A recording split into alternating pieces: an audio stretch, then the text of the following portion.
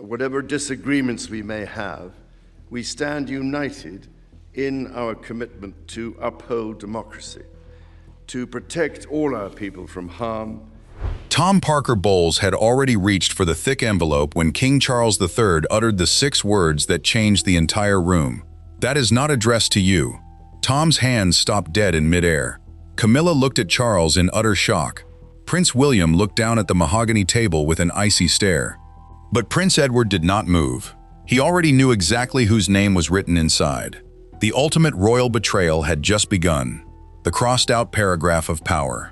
The strange part of the tense gathering inside Windsor Castle was not that King Charles had finally made a definitive decision. Everyone sitting in that heavily guarded, suffocating room knew a monumental decision was rapidly approaching. The strange part, the utterly devastating part, was what Charles had aggressively removed just minutes before putting his royal ink on the parchment. It was one single paragraph, 7 heavily guarded lines. It was a secret, long-standing promise that Queen Camilla's family had reportedly spent years believing would permanently protect their elevated place inside the inner royal circle long after Charles was gone. Now, it had completely vanished. There was no polite explanation offered. There was no soft replacement negotiated.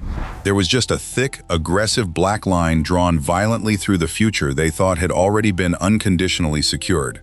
But that was only the very first shock of the evening. Because when Charles finally, slowly pushed the heavy envelope across the polished mahogany table, it did not stop in front of the heir, Prince William. It did not stop in front of Camilla. It stopped squarely in front of the overlooked brother, Prince Edward. Suddenly, the cold, terrifying reality of the situation crashed down upon Camilla. She finally understood that this private, high-stakes meeting was absolutely not about keeping the blended family together in harmony. It was about ruthlessly deciding who would still belong when Charles could no longer shield them. The room had been prepared with an almost uncomfortable, chilling precision. 4 heavy crystal glasses of water were placed perfectly. A red leather official government document box sat in the center. 2 severe palace lawyers were seated silently against the far wall. Princess Anne sat beside the roaring fireplace, completely silent, straight-backed, her sharp eyes watching every single micro-movement in the room. Camilla had confidently entered the room believing this was just another standard discussion. She thought it was another routine round of private, flexible negotiations that could easily be softened later over a glass of wine at dinner. But Anne had not come to Windsor for dinner. William had deliberately not brought Catherine, and Edward had arrived entirely alone. That glaring absence of spouses should have been her first blaring warning siren. Charles looked deeply, profoundly tired, but there was absolutely nothing uncertain or wavering in his firm voice. The papers resting in front of him had already been marked with his final intent. His royal signature ribbon was placed exactly beside the final binding page. Even the silent witnesses had been carefully, deliberately chosen. The fierce, unspoken argument was completely over before Camilla even had the chance to sit down. She did not know it yet. The blank folder of humiliation. Tom Parker Bowles tried to laugh to ease the heavy tension in the room. His laugh was nervous and echoed off the stone walls. "So, this is all very formal," he said, trying to lighten the mood. Nobody responded. The silence was overwhelming and humiliating. Then, one of the serious lawyers stepped forward, opened a heavy red leather box, and took out 3 thick folders marked as confidential. The first folder had Prince William's name in bold. The second was for Prince Edward. The third folder was blank. Camilla stared at the blank folder longer than anyone expected.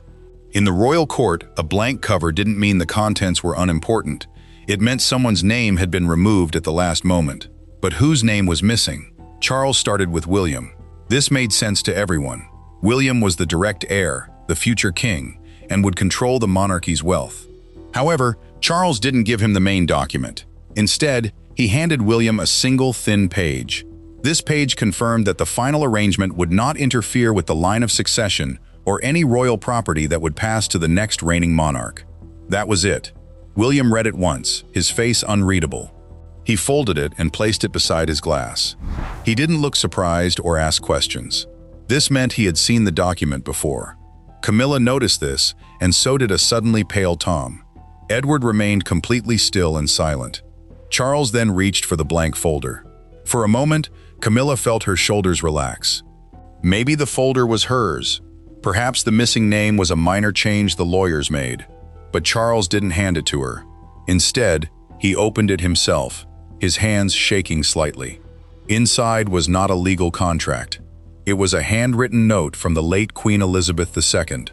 It was a dying request, not a formal will. It related to one of the family's most private legacies, a place connected to the quiet years Queen Elizabeth and Prince Philip spent together, away from public life. Charles read aloud the final, powerful sentence.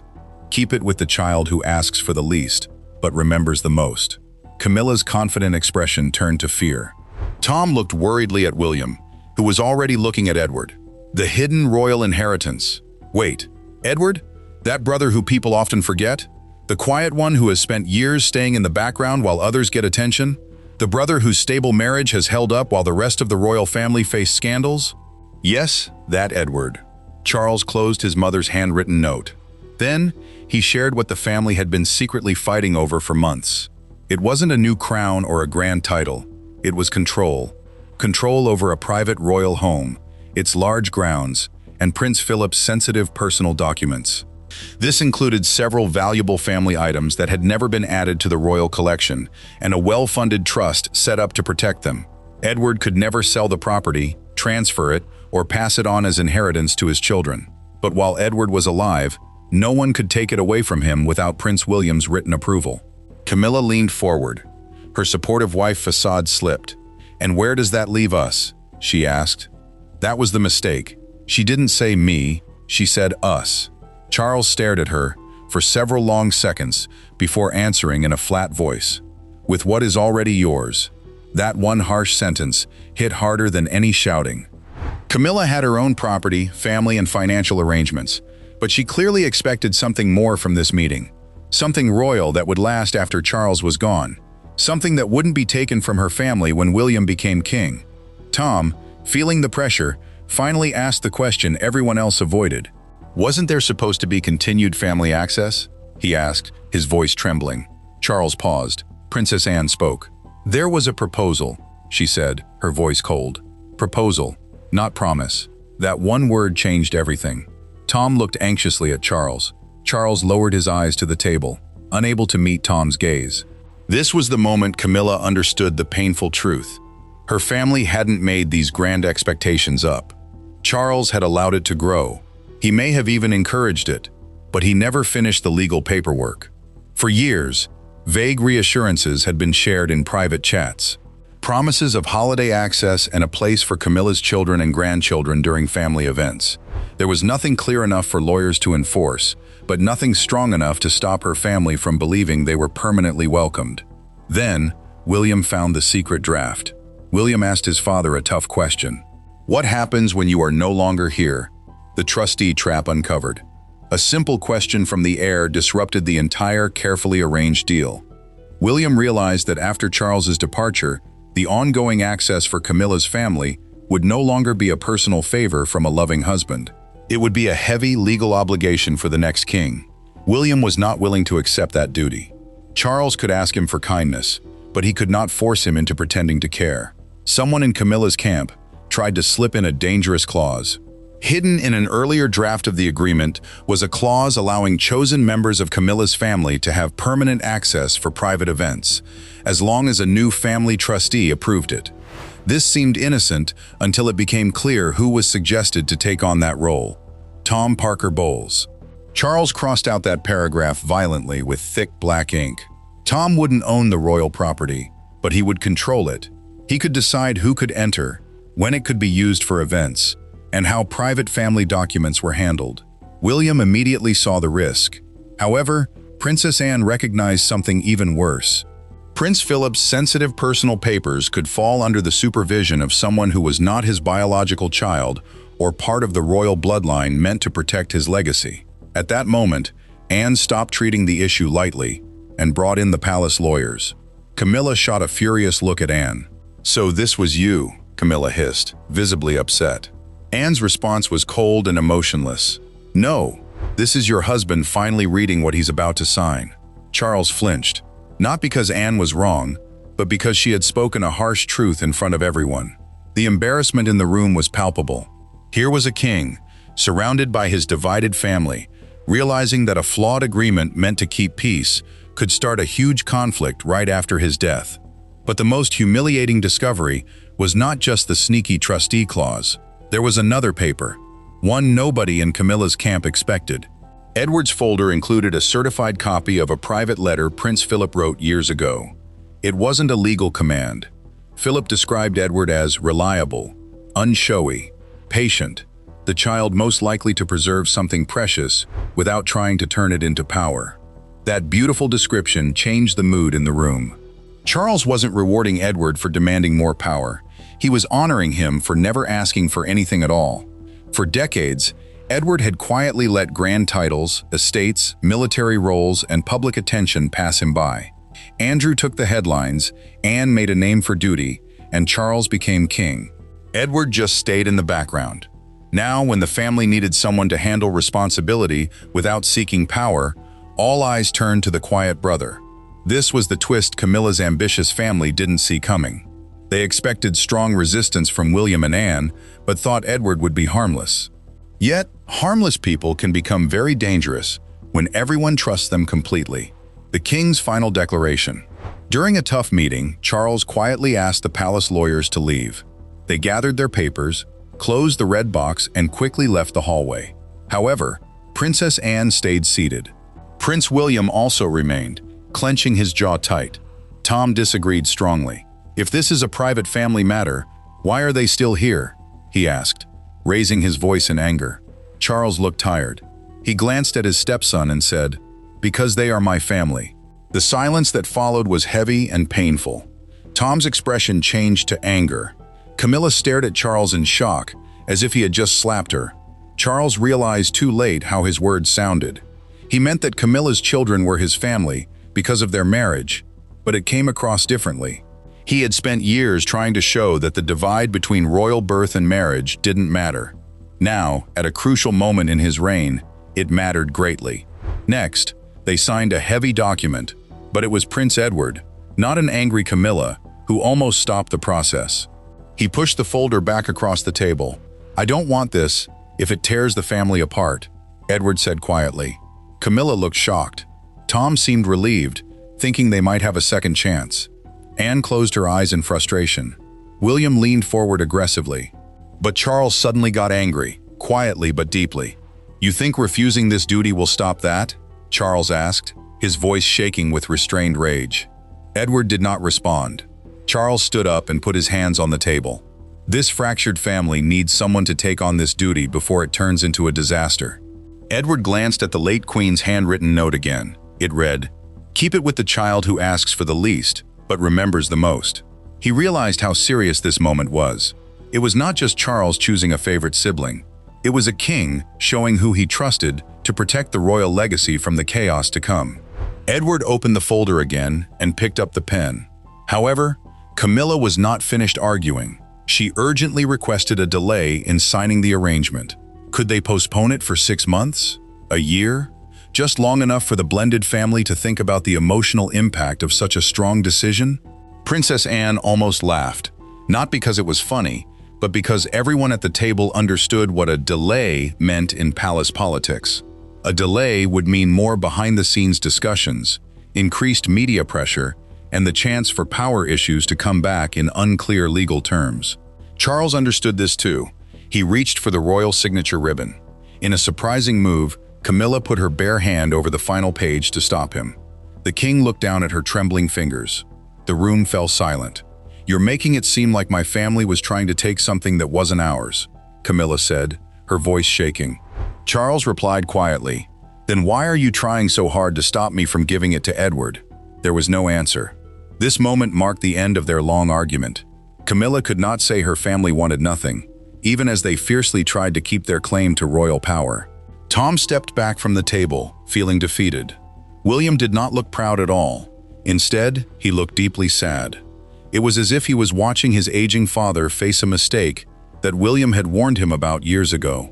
Charles gently but firmly moved Camilla's hand from the paper. Then he signed it. Once, twice. A final heavy signature beneath the witness clause. Edward's role as steward became legally secure upon Charles's eventual death or retirement from the throne.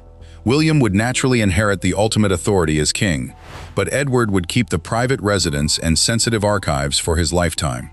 Princess Anne would be the first independent protector of the family papers. Camilla would keep her personal access while Charles was alive, but her children would have no automatic rights after him. They would not receive any special privileges, luxurious rooms, or key positions in the royal family. Everything they thought was secure disappeared in less than 30 painful seconds. The ultimate betrayal revealed. Charles had one last important document to share. It was a blank page from the third folder. He flipped it over slowly. Camilla's full name was printed on the back. For the first time that tense evening, her expression softened a bit. Maybe Charles had secretly set up a special fund just for her. Perhaps this was the protection she feared losing. He slid the page toward her. It wasn't a generous gift. It was a legal statement. Charles clearly stated that any support he gave to Camilla during his life would belong only to her. None of it could ever grant her children, grandchildren, or legal representatives any royal rights in the future. It was clear. It was final. It was strict. Tom leaned over and read the first few lines before stopping suddenly. "Why would you write this, unless someone accused us of plotting something?" he asked angrily. Charles looked directly at him. "Because my silence let everyone think different things." That was the sad truth. A clever move from his wife had not betrayed Charles. He had created the family crisis himself. He tried to keep everyone happy with vague promises. He told Camilla just enough to make her feel secure about her family's future. He told William enough to make him believe nothing permanent was happening behind his back. He avoided Princess Anne because he knew she would want clear legal answers. He overlooked Edward because Edward never complained. But vague promises don't just disappear, they eventually create problems. Someone has to choose which version of the truth is real. Charles finally did. Camilla stood up from her chair. She wasn't crying or shouting. She was eerily calm. Her silence frightened everyone more than a loud argument would have. She asked Charles if he understood how this decision would look to the public. She warned him that people would say William had pressured him into it. They would say Anne had humiliated her. People would say Charles used Edward to push her family out of the palace. Charles listened quietly to her concerns. Then he said something she never expected to hear. "Let them say it." The mood in the room changed completely. For years, Charles had worked hard to control how the public viewed his complicated relationship with Camilla. Every public appearance, title, and PR decision was made with public opinion in mind. Now he was making a harsh choice that could revive old suspicions. Why? Because he feared something worse than public embarrassment, leaving William with a messy family conflict disguised as a royal inheritance. Camilla hurried to the door, and Tom followed closely behind. Before leaving, he turned sharply to Edward and accused him. "You knew about this." Edward slowly shook his head. "I knew about a letter from my father. I didn't know what Charles would decide." Tom glared at Prince William. "You did." William didn't deny it. He didn't even blink. This was another blow to Camilla. Charles spoke with William before even discussing it with her children. The future king was involved before Camilla knew there was a meeting. Tom left, and the door closed behind him with a loud thud. Camilla stood frozen in the dark corridor. She didn't walk away right away. Through the heavy wooden door, she could still hear their voices. Charles was telling Edward where Prince Philip's important papers were stored. Anne reminded everyone that the late Queen still sealed several large boxes. William asked if security had checked the master inventory. They moved on without her. This was the painful reality of final decisions in the palace. Those affected struggle with their loss, while others start planning for the future. Inside the study, Edward looked at the signed document. He didn't feel victorious. He seemed weighed down by history. Charles settled back in his chair. For a moment, he felt like just a tired brother, not a king. "You should have received something from him long ago," Charles said softly. Edward glanced at the thick folder. "This isn't just something of his." He placed his hand on Prince Philip's sealed letter. "This is responsibility for all of it." Charles nodded. That was why he had chosen Edward. Not for the grand residence, but because Edward understood it had little real value. The true inheritance was the memory, the private letters, handwritten speech corrections, and family photographs never seen by the press. The sealed boxes held the delicate pieces of a royal marriage that lasted over 70 years. Controlling these items meant shaping how history remembers the royal family. Camilla selfishly worried that the decision was only about whether her children would remain welcome. William thought it was about protecting the next reign's stability. Anne felt it was about defending her parents' legacy. But Charles saw the larger risk. If no one drew a clear line, private kindness could be seen as entitlement. So he drew a thick black line through 7 lines of text, crossed out one name, and wrote in Edwards. In the cold corridor, Camilla heard the red document box snap shut. It was a small sound, but it meant the conversation was over. No more secret proposals, no more private assurances, and no more waiting for Charles to change his mind. The king had made his final decision.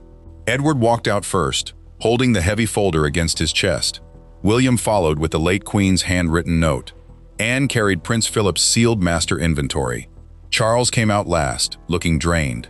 Camilla watched them pass, hoping someone might hesitate or offer a kind word. No one did. Then, Edward stopped beside her. For a brief moment, it seemed he might apologize for the harsh outcome. Instead, he looked her in the eye and said, "I'll protect it. Not from her, not from Tom, from everyone." That was the final humiliation. Camilla's family had spent years wondering what King Charles would leave them in his will. But his last important decision wasn't about what they would receive, it was about what they would never control. As Edward walked away with the legacy he was about to inherit, Camilla remained frozen by the closed wooden door, staring at the place where her family's future had just been crossed out. What do you think? Did Charles protect the monarchy, or did he betray Camilla and her family? Share your thoughts in the comments. Remember to like, share, and subscribe to Vintage Expose for more royal secrets. Don't miss the next video shown on your screen.